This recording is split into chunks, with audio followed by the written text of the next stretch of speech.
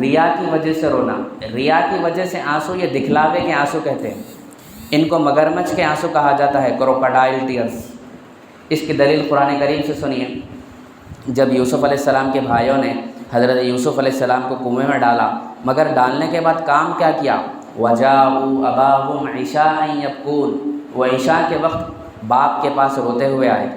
اصل میں واقعہ یہ تھا کہ برادران یوسف کو حضرت یوسف علیہ السلام سے متعلق حسد پیدا ہو گیا تھا، وہ یوسف علیہ السلام کے متعلق حسد میں مبتلا ہو گئے۔ سب سے پہلی چیز جو اس واقعے سے ہمیں معلوم ہوتی ہے وہ یہ ہے کہ حسد ایک ایسی بیماری ہے جو بھائی کو بھی بھائی کے خلاف غیظ و غضب میں مبتلا کر دیتی ہے، اور یہ کہ بڑے بڑوں کی اولاد میں بھی یہ بیماری ہو سکتی ہے، بلکہ جہاں تک میرا ناقص تجربہ ہے وہ یہ ہے کہ یہ بیماری اسی طبقے میں زیادہ ہوتی ہے جسے ہم اونچی سوسائٹی کا طبقہ یا بڑے لوگ کہتے ہیں۔ یہ لوگ بڑے ضرور ہوتے ہیں لیکن دل چھوٹے ہوتے ہیں، علم بھی ہے، دولت بھی ہے، فیکٹری اور کارخانہ بھی ہے، عہدہ اور منصب بھی ہے، لیکن دل میں گندے جذبات اور رقیبانہ خیالات حسد میں مبتلا کر دیتے ہیں۔ حضرت یوسف علیہ السلام کے بھائی بھی بڑے لوگ تھے، ایک عظیم پیغمبر حضرت یعقوب علیہ السلام کی اولاد تھے،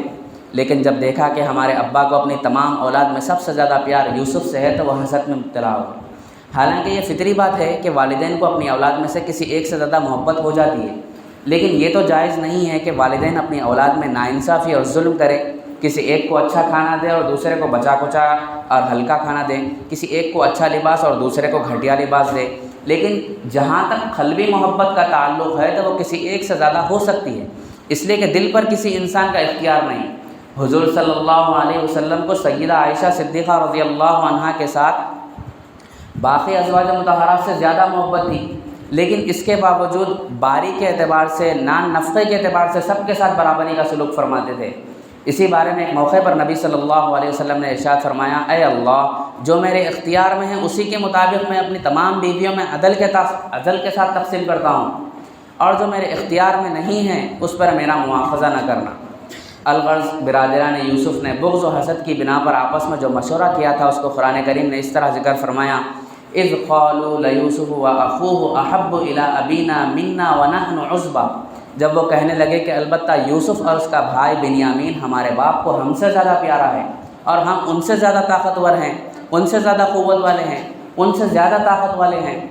ان ابانا لفی ضلال مبین، واقعی ہمارا باپ، بے شک ہمارا باپ واضح غلطی پر ہے، صریح غلطی پر ہے، کھلی غلطی پر ہے۔ اقتلوا یوسف او اطرحوہ ارضا یخل لکم وجہ ابیکم، تم یوسف کو قتل کر ڈالو یا اس کو کسی ملک میں پھینک دو تاکہ تمہارے باپ کی توجہ تمہاری طرف سمٹ آئے، وَتَكُونُوا مِن بَعْدِهِ قَوْمًا صَالِحِينَ، اور پھر تم اس کے بعد نیک بن جانا اور ایسے بن جانا جیسے تم نے کوئی گناہ کیا ہی نہیں۔ چنانچہ ہیلے بہانے سے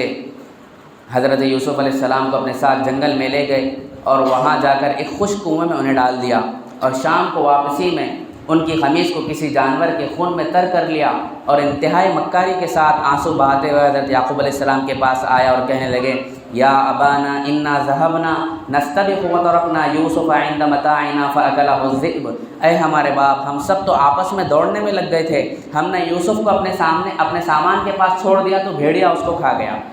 حضرت یعقوب علیہ السلام ساری بات سمجھ گئے، لیکن اس کے باوجود نہ طعنہ دیا،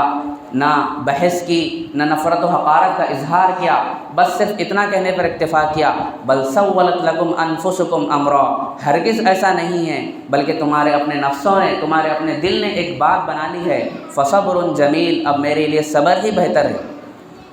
واللہ المستعان علی ما تصفون، جو کچھ تم بیان کر رہے ہو، جو کچھ تم بول رہے ہو، جو کچھ تم وضاحت کر رہے ہو، اس پر میں اللہ تعالیٰ سے ہی مدد مانگتا ہوں اور اللہ تعالیٰ سے ہی مدد طلب کرتا ہوں۔